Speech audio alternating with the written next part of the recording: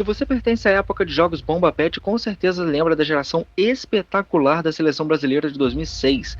Um plantel recheado que possuía um quarteto ofensivo pra lá de assustador, formado por Ronaldinho, Kaká, Adriano e Robinho, que encheu o povo de esperança. Afinal, enfileirar conquistas de Copa do Mundo, Copa América e Copa das Confederações, e ainda ter esses nomes não é para qualquer um. Essa poderia ter sido a geração de ouro de 2 ou até 3 Copas, mas que no final das contas ficou conhecida como a geração perdida. Hoje vou te contar o que aconteceu para que esses 4 monstros despencassem ao decorrer dos anos. Não se esqueçam de deixarem seus likes e se inscreverem no canal. Agora vamos lá. Começando pelo Ronaldinho, o bruxo que vivia anos áureos no Barcelona.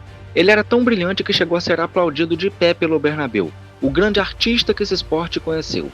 Vinha de conquistas de Copa, Bola de Ouro, Champions League e a expectativa em cima dele para o Mundial da Alemanha era bizarra.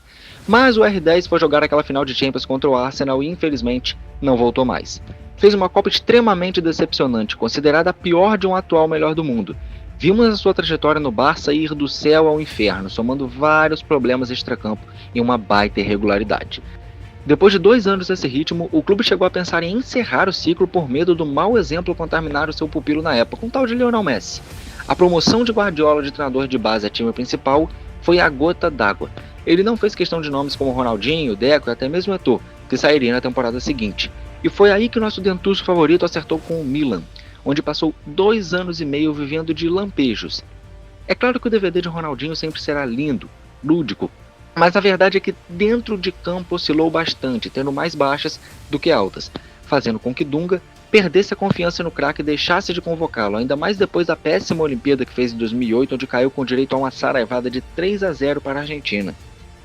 Ainda teve o relato do auxiliar técnico e ex-campeão mundial Jorginho, que disse que o Ronaldinho não conseguia passar por ele nos treinamentos, e olha que o ex-lateral já estava aposentado há um bom tempo. Tudo isso culminou em um retorno precoce ao Brasil, vindo para o Flamengo, onde rendeu bons momentos, vencendo o Carioca, resolvendo uma pré-Libertadores e naquela histórica virada de 5-4 para cima do Santos de Neymar e Ganso em plena Vila Belmiro. Mas no todo, foi outra passagem de oscilação e problemas extracampo. Em meados de 2012 se transferiu para o Atlético Mineiro e foi lá onde vimos a sua melhor versão pós-Barça. Ele foi eleito pela Placar o melhor jogador do Campeonato Brasileiro, em que perderam o título para o Fluminense, mas a glória viria no ano seguinte, com o título de uma épica Libertadores com direito à humilhação para cima do São Paulo. Ronaldo ainda deixou sua marca no Mundial de Clubes, o que não foi suficiente para impedir a eliminação diante do Raja Casablanca, mas pelo menos levar a medalha de bronze para casa. Após problemas com Levir Culpa, ele saiu do Galo em meados de 2014. Chegou a jogar no Querétaro do México e depois no Fluminense, mas seria perda de tempo falar sobre essas passagens. Agora vamos de Kaká. O cria do São Paulo estava explodindo no cenário europeu, mas sua melhor versão viria logo após aquele Mundial. Na temporada 2006-2007, Kaká venceu tudo pelo Milan, esbanjando atuações mágicas e arrancadas inacreditáveis, coisa que os argentinos lembram muito bem. Seus feitos o levaram a alcançar a Bola de Ouro, até hoje o último brasileiro a levar esse prêmio para casa. Mas a carreira de Kaká sofreu uma queda notável após aquela temporada devido a lesões. Sob o comando de Dunga, teve grande desempenho em eliminatórias, título de Copa das Confederações e ainda fez uma ótima Copa da África, mesmo jogando no sacrifício e recebendo uma das expulsões mais injustas que já vi. Ele foi contratado pelo Real em 2009, chegando a peso de ouro para dividir o protagonismo com Cristiano Ronaldo, mas jamais vimos aquele jogador explosivo que conhecemos em Milão. Kaká ainda foi elogiado pelo bom senso em entender que deveria ceder espaço a outros companheiros sem nunca falar um A de qualquer treinador do clube, mas dentro de campo não teve vida fácil, pois na maioria do tempo nem nele esteve. As lesões o perseguiram de maneira cruel e, para piorar sua situação, ainda saiu como vilão pelo pênalti perdido na eliminação pra lá de dolorosa na semi da Champions contra o Bayern. Anos depois retornou ao Milan, mas não conseguiu retomar seu brilho e muito menos ser convocado para a Copa no Brasil em 2014. Tivemos uma ótima versão dele na volta ao São Paulo, principalmente no vice-campeonato no Brasileirão daquele mesmo ano. Só não conseguiram o título porque o Cruzeiro apelou no número de pontos.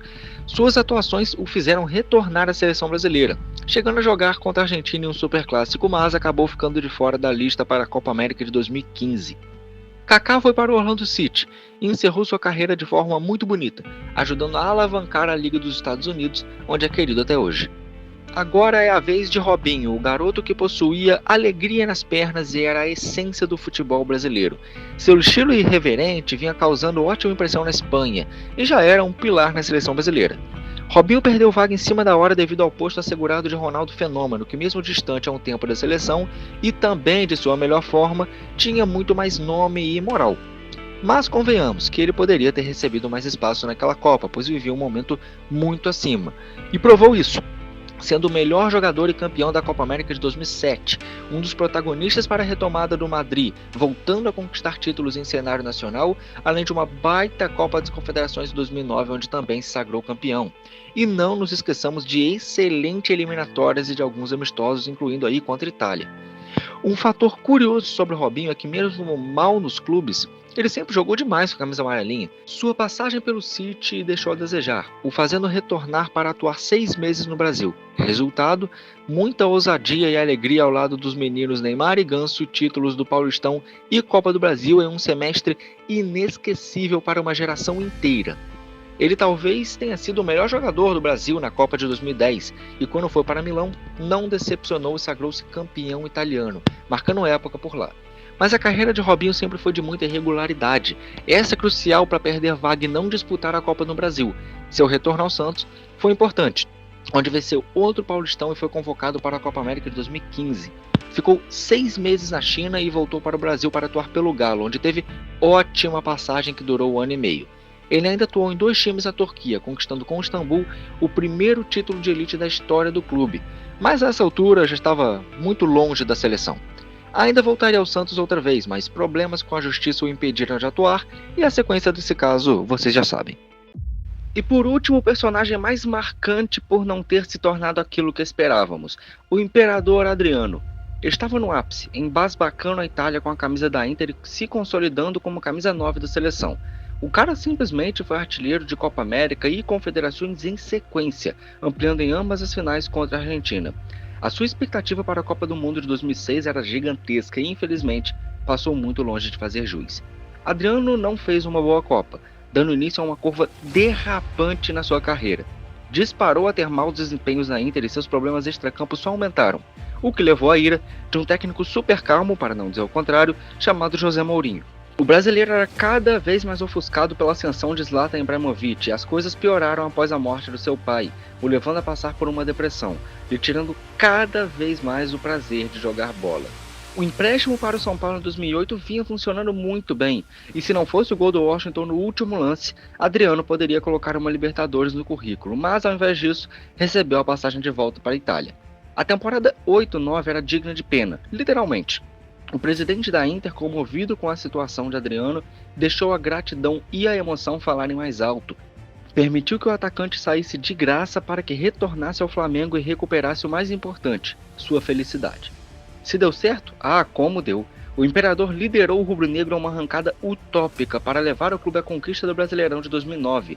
Ainda fez a marcante dupla com Wagner Love em 2010, o famoso Império do Amor. Tudo ia bem, mas o louco Abreu decidiu estragar a festa com sua cavadinha e Jefferson pôs água no chope defendendo seu pênalti, fazendo o Fogão ser campeão depois de 3 vices seguidos para o Fla. Adriano voltou a causar fora do campo, algo que não agradou nada o técnico linha dura Dunga. A eliminação para a Universidade do Chile na Liberta de 2010 encerrou a dupla de ataque tão amada. Adriano simplesmente colapsou e perdeu vaga para a Copa da África para Grafite. Depois disso, o cria da Vila Cruzeiro foi parar na Roma, onde disputou apenas 8 jogos e não marcou nem sequer um gol. Ainda ficou marcado pelo apelido de Panetone, até hoje meme nos natais da capital italiana. Ajudou o Corinthians a ser campeão brasileiro com um gol importante em cima do Galo em 2011, mas não fizeram questão dele para o plantel que conquistaria a América em 2012. O Flamengo tentou trazê-lo de volta, mas nem aos treinos ele comparecia. O Atlético apostou, mas não foi recompensado. Adriano deixou muito claro que não tinha mais cabeça para futebol, se distanciando cada vez mais dos gramados e holofotes. Pois é, galera, é assustador pensar no que esse quarteto poderia realizar. E mais ainda ver que nenhum deles jogou a Copa no Brasil em 2014, mesmo todos tendo apenas 30 e poucos anos. Talento sobrava, mas o esporte é cruel e requer outras coisas. Esse foi o primeiro vídeo do canal Prorrogação. Não se esqueça de deixar seu like e se inscrever se quiser mais vídeos e conteúdos como esse.